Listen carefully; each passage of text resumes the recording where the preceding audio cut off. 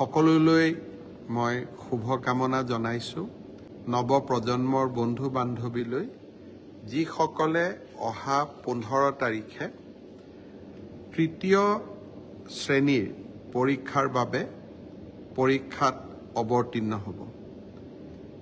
এই পৰীক্ষাৰ জৰিয়তে আমি প্ৰায় 7,500তকৈও অধিক পদবী অসম চৰকাৰত থকা তৃতীয় শ্ৰেণীৰ চাকৰিৰ পদ পূৰণৰ বাবে আমি চেষ্টা চলাম। অসমত ইমান ডাঙৰ পৰীক্ষা আগত কেতিয়াও হোৱা নাছিল।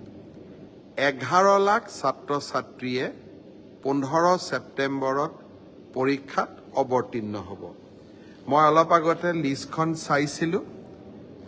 11,23,000 পৰীক্ষাৰ্থী হ'ব। চেণ্টাৰ হ'ব 2,305টা।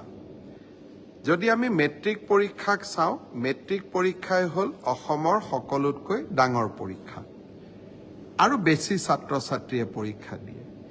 এই পৰীক্ষাটো মেট্ৰিকতকৈ 3 গুণ হ'ব আৰু 2305টা কেন্দ্ৰত পৰীক্ষা পতা, আৰক্ষী মোতায়েন কৰা, চেণ্টাৰ ইনচাৰ্জ এটা বৃহৎ কৰ্মযজ্ঞ। মই আশা কৰোঁ সকলোৰে সহযোগত এই পৰীক্ষা সুকলমে অনুষ্ঠিত হ'ব।